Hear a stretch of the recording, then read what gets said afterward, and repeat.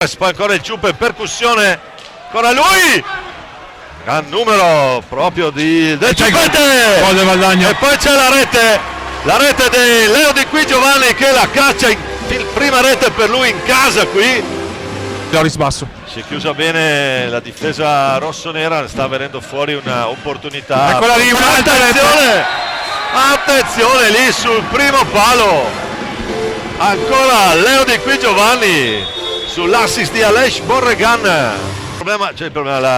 Il vantaggio di queste accelerate di Borregan è che doppia finta di tiro di Vega. Il gol del Colo Vega, il gol del Colo. Attenzione, qui c'è un 2 contro 1 di Valdagno. Il 2 contro 1 da manuale qui. 4-0. 2 contro 1 manuale Aleix Borregan per il Ciuppete, che tra l'altro anche la Vicky, la parata di Giovanni Bovo. Giovanni e Bovo. Qui se ne va con bello stile, attenzione qui. Qui c'è il blu. Sventolato in faccia a Stefano Dal Santo. Intanto vediamo un po' Borregan contro Bernardelli. Parte Borregan, paio di ganci, gliela para bene qui, doppia parata di Bernardelli. L'intercetto di Mattia Cocco, vediamo. Ecco il gol di Braganza. Troppo facile qui, e lì ha portato Torres di Mattia Cocco. Credo che sia il sesto stagionale per Mattia Cocco. Bene, ottimo recupero di Facuposito. C'è un 3 contro 2, vediamo se Braganza riesce a chiuderlo.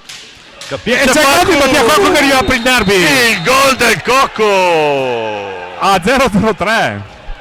3 decimi da giocare, la mette Mattia. Sì, e Mattia mette a segno il suo sesto gol del possesso sulla pallina. Giuliani è un pessimo cliente. Recupera. E gol! Che gol del Ciuppe! Madre mia, su un golasso! Che gol! Però vediamo se Braganza riesce a capitalizzare questo 2 contro 1. Fa composito. Miracolo di Giovanni Bovo, doppio miracolo di Giovanni Bovo, triplo miracolo. E anche ancora Bovo. Questa è stata una grande Dal Santo. Si vuole candidare la palla. Giovanni. Di Qui Giovanni! Mamma mia! Che gol! Alla Carlos Nicolia, fa tutto lui, la spara nel 7. Tripletta.